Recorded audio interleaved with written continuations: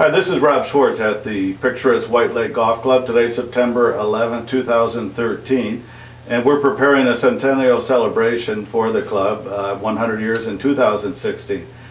What better way to capture the history of this club than by talking to somebody that grew up with the club. It's my privilege to introduce Rex Funnell, who cut his teeth on the course in the 1920s. He grew into an avid golfer, playing every chance he had, while also running his 5-chair barbershop in downtown Whitehall. He played as recently as 2011 at the age of 95, so I think that qualifies him as an avid golfer and lover of White Lake Golf Club. Do you know the golf course has a slogan here called Burial Place of Old Man Gloom? Yeah. Do you know why or how that slogan came about? No, I guess I don't. As far as I know, I'm trying to think of who was president at the time they came up with that slogan, but from what I remember, it was always, somebody always had it in the wall here someplace. Yeah? Yeah. When Bob Baird would, he seems to me that somebody like him would be the one that would come up with something like that. Okay. You probably didn't know Bob Baird. No, I did not. He was an early president, early member. You remember, we're in the room here, which is the original part of the golf club, before they added on the porch and so on. But do you have a lot of memories in this room where this was a pro shop? Or? It's taken it. Well, no, this used to be just a main room right here. You'd come in and paid here, and Ernie Augustine was the only one in here usually. Okay. Do you recall what they used to charge for golf rounds? Do you remember, or some of the prices they had back then? What did it seem expensive? Let me ask you that. Well, it did. Yeah, it seemed expensive to us town people in that, because of course very few of the town people ever played golf. Somebody from Dave Dahlstrom, he was in the Pitkin drugstore, and he played, and I don't think there were 2 or 3 of the merchants that ever played golf until we started playing.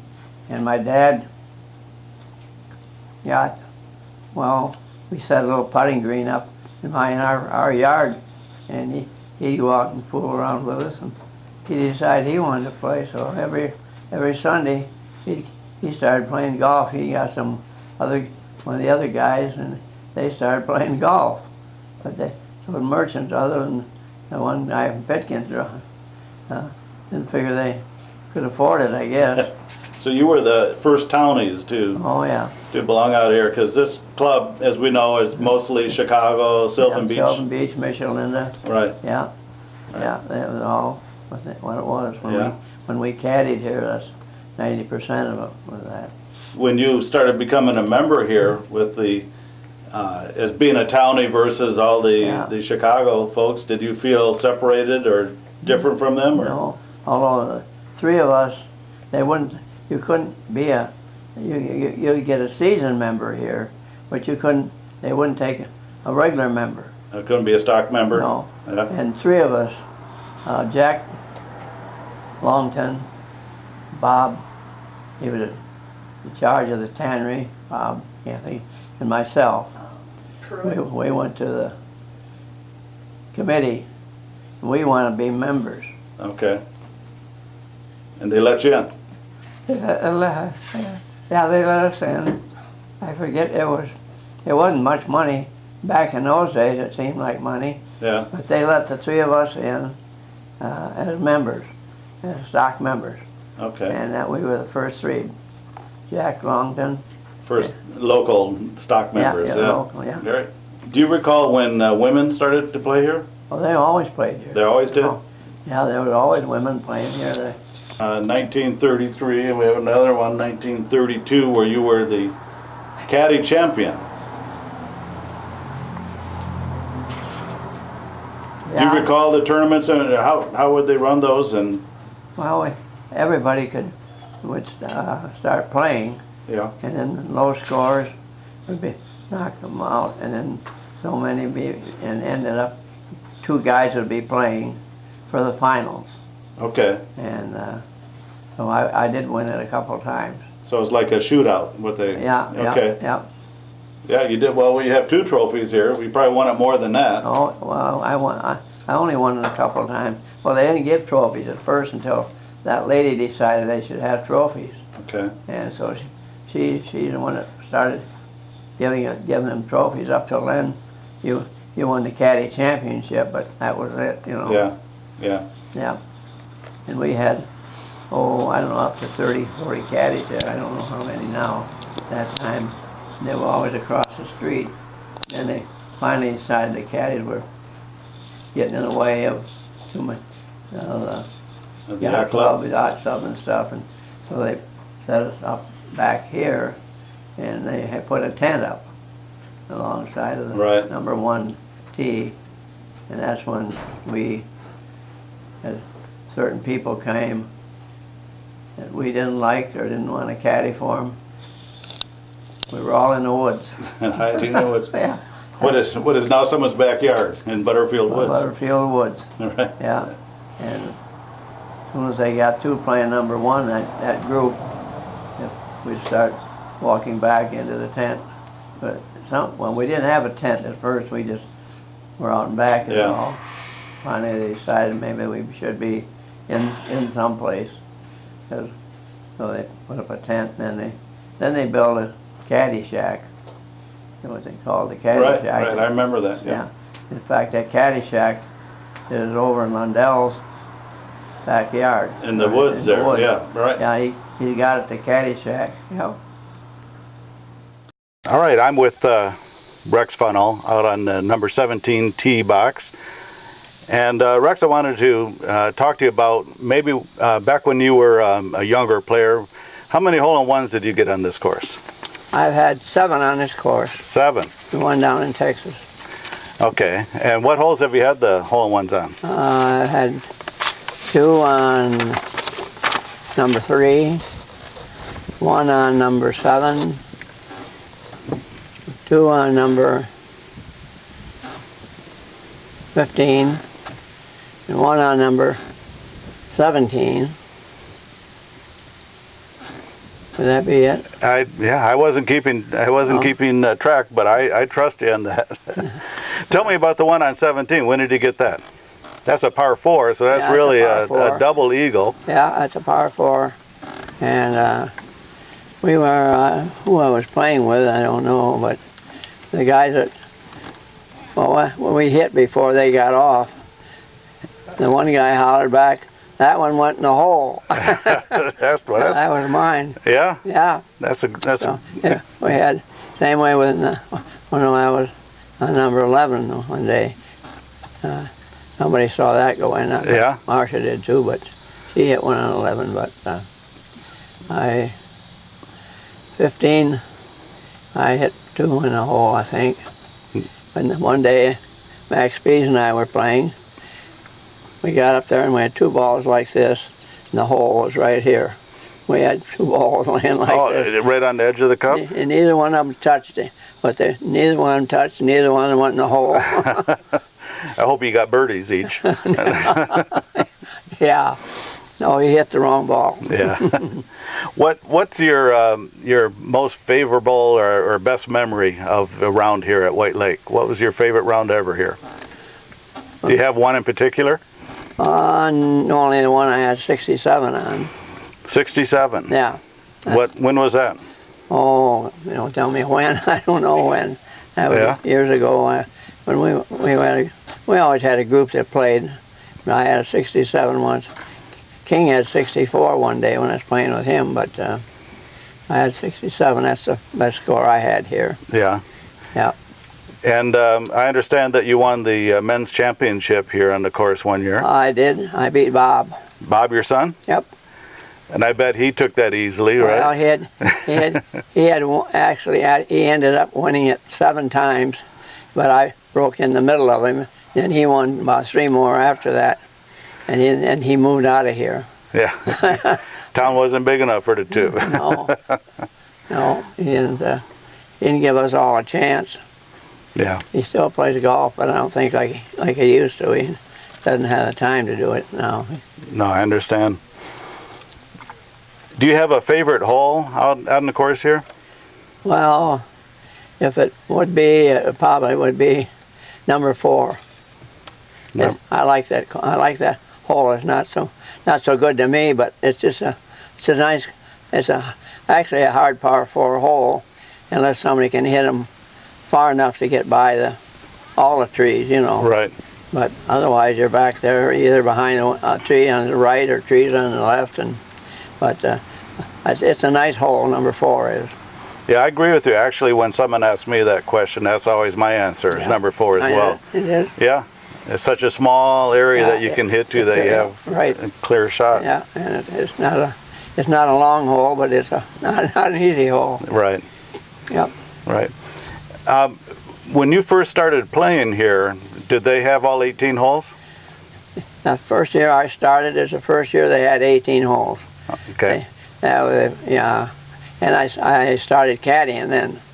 All right. When I first started caddying, they had 18 holes. Yep. And so they were just brand new at that point. Okay. Yeah, he gave you clubs lengths to tee up on. Anywhere on the tee box? Anywhere on the grass out there, because it was grass here and no grass there, and like on number 2, where he'd cut down quite a few trees and just pulled out the stumps and filled it in. They didn't hardly fill them over, so you didn't have a good place to tee up, so they allowed you club's length to tee up. Oh, you mean on the fairway? On the fairway too. Yeah, okay. Yeah, Oh, okay. Any place on the fairway. All right. So we're with Rex Funnell still, and we're at the number 11 tee box with 14 behind us and 12 and 15 green. Rex, you've been associated with White Lake Golf Club probably longer than anybody around. How does that make you feel right now? Old. Old? How did you first get involved with White Lake Golf Club? Well, my dad came home one day and said he'd been talking to Ernie Augustine. I didn't know who Ernie Augustine was, but he said Ernie said that they needed caddies down at the golf course. Well, what was a golf course? I didn't. Well, he said, you'll find out. You're going to go caddy, you and your brother, Raymond, my brother. So we had to hitchhike to get down here, and that didn't work too good. My brother didn't live home. He lived with my grandparents, so they had bought him a car. So we said, okay, we can cure that. We'll take the car down. There you go. So by the time we got down there, that car was full of caddies. Oh, you'd pick them up on the way out? On the way out. They all liked it too, because they knew they had a ride. We didn't have to wait for the milk truck or somebody like that going by. So how many caddies were there altogether? Well, sometimes we ended up a lot of times there were 30 or 40 caddies. 30 or 40? Oh yeah. Yeah, they had they were over on that side of the road at one time, and then came back over on this side, and they put a tent up for us. Okay.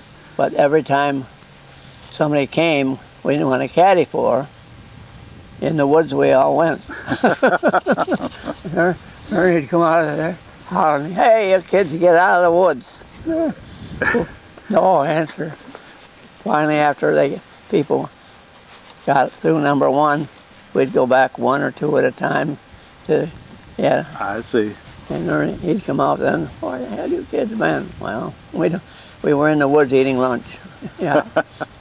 Why would you want to caddy for some and not for others? No tip. Tip?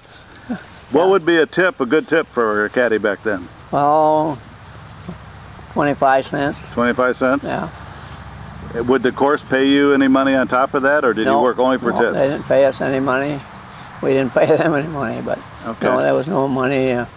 We just, and at one time we didn't have any. Some guys would come and want me or you, or they had people, special people they wanted. I had one old guy that lived in Sylvan Beach down there, and he always wanted me to caddy for him, and I didn't mind caddying for him, but he was a no-tipper. So you'd go hide from him. But he was such a good old guy that you couldn't turn him down, you know. Yeah. So. Did caddies have to do other chores besides? No, only carry bags. All we did was caddying and behave. But did you double bag? Very seldom, very Okay. seldom. Was it required to take a caddy on a course then? No, no. You no. could walk out, carry your own bags? Yeah. Most people walked in. In fact, they didn't even have carts in those days, though. Yeah. The people had to carry their own bags. But in those days, the bags were about this big around, and they didn't have as many clubs. Right. And yeah, then it started getting bigger, and so. What was your best memory as a caddy? What special event that maybe happened? Well, the special one that happened was, I say, would have been the time this guy would come, and we knew him. His name was Wasson, and he would come, and we knew he didn't tip, so we would all go out of that tent in a hurry out to the woods. All right. And that was always, every time he came, there wasn't a caddy available. So after he got off the first green, then we'd sneaking back up by the clubhouse. Did that lead to, I heard about a caddy strike? Yeah, oh yeah. Well, we wanted more money, Yeah. and so we, How long did the strike last? one day, Ernie called all our parents out. He called all our parents. My dad was the first one down there. We were down to Duck Lake. Yeah. Came down to Duck Lake. You kids get your ass back up to that golf course. So, well, we did, but we didn't get a raise. You didn't get it right. It didn't work. No, Okay. didn't work. We found out that didn't work. Is that how you learned to play golf? Was caddying? Yep. Then, well, yeah, I didn't even know what caddying was, so we got down here. I had to find out from some of the guys that were down here when we got here. My brother and I, we knew some of the guys that were caddying. And we asked them, well, what do we do here? And they said, well, you have to carry their bag and don't be throwing clubs around. And they told us various things you had to do to stand away from the guy when he was hitting the ball, and be sure you watch the ball, and so we had to learn them from the other guys. Okay. And there were about, I would say probably 20 caddies there, and guys that I knew that was surprised to see them caddying, and glad to see them because we knew somebody.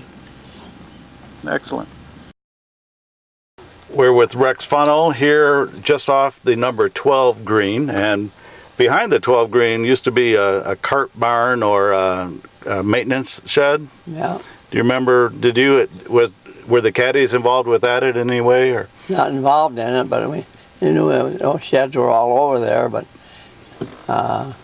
they weren't involved with us at all. No.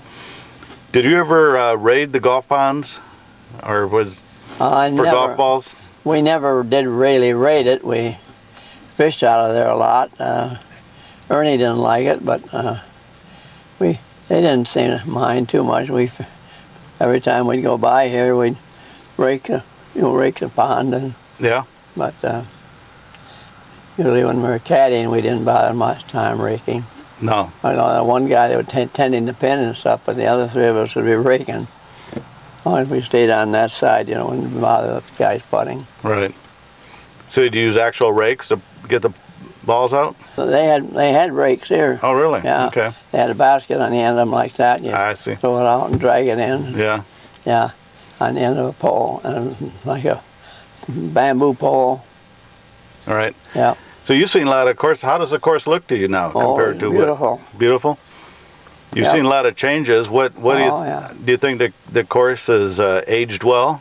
Oh, I think it's much better than it was when I first started working down there, or caddying down here. Yeah. Because they just taken a lot of trees out over on the other side, In fact, that was a year that they made 18 holes out of it. Okay. And I started, and number 2 was bad. I say they would give you a club's length to tee up and so forth. Mm-hmm. But nowadays, you look at it now, and I'm sure that you don't have to move a ball. No. I don't know if they allow you to or not, do they? Normally not. Depends if someone's looking or not. Yeah, right. That's true. Yeah. So do you think the course has gotten easier or harder to play? Well, I think it's easier to play just because it's in the shape it's in. it was harder to play because of it wasn't. The greens weren't as good, and the fairways weren't as good. Your lies weren't as good. But I shouldn't say it's easier, but it's much nicer than it ever was. Right. What's your best advice for someone that's never played White Lake on how to play the course? Well, I don't know, except that if they were a golfer and had played golf, I would tell them they wouldn't find anything any better. You know, some guys that they played out, even, well, Lincoln isn't too bad now, and some of the other ones, but I always told them it's well worth what you're paying to play on it. But yeah, do you think people are surprised by, you know, it doesn't seem like it'd be a tough course when you look at how long, you know, it's not very long. It's not very long, no. Yeah, I think people are surprised at what their scores are playing here because of the, you know, but the holes are tougher than they look. Like even like this number 12 here. Mm-hmm. Now that gets them probably more bogeys and whatever than they do pars, because if you get in trouble, a double bogey is not unusual. What year did you start caddying? Do you remember what? 1928. 1928, and how many years did you caddy then? I caddied until I was, well, I caddied probably 5 or 6 years, something like that, yeah. And when did you first become a member here? A stock member, or just a member? A member. And when did you start playing golf here and having someone caddy for you? I never had anybody caddy for me. Never had a caddy. What advice would you give a new golfer coming up today on how to be best at golf, or how to learn the game, how to enjoy the game? Work with a pro. Work with a pro? Yeah, work with a pro. Yeah. That would be the best bet for anybody. Or if he had some friends that were good golfers and knew what they were talking about, but you just didn't want anybody trying to tell you what to do, because it isn't, you know, it isn't all that easy. You have to have somebody that knows what they're talking about. Right. And then what do you think makes White Lake Golf Club so special then? Well, just that it's a great golf course, and the fact, of course, most of the local people never played golf, didn't think they could afford it, or didn't play. Right. I think my dad and a couple other guys, as he got guys, some of them from town playing, because us kids would come home and we'd put a bunch of holes in the front, not the front yard, but good part of it, we'd keep the grass cut there and and he started fooling around with us out there putting and stuff, and so he and one or two other guys talked to I think Ernie was here, and yeah, he told them they could pay and play, and that's more or less, other than one of the guys at Pitkins and one other fellow, I don't know who it was now, sold insurance and real estate, played. Yeah. But Dad. Jack Longton. Yeah, Longton. Yeah. But so you're self-taught? Did you ever take a lesson from the pro here? No. So you're self-taught? Yeah, we were self-taught. Yeah. Okay. All right. Well, thanks so much for sharing your time and all the memories that you have of our club. We all love it, and we're glad to hear that you do too. Thanks again for your time. Well, I think that people don't appreciate what we got here. Yeah. It's really probably as good a golf course as you'll find any place. I've been to go to Florida, and I've been going to Texas, and none of the golf courses really compare over this one. Some of them are good, but they just don't have the woods and area like that like we have here. You know, the wooded area, you go back over there, number 2 and 3. Right. And you get over here and you got the creek and the pond. The course isn't that big, but it's got a lot of trouble. A lot of ways to get in trouble. Yeah. Well, thanks for your time, Rex. Okay. That's all right. Try to do it.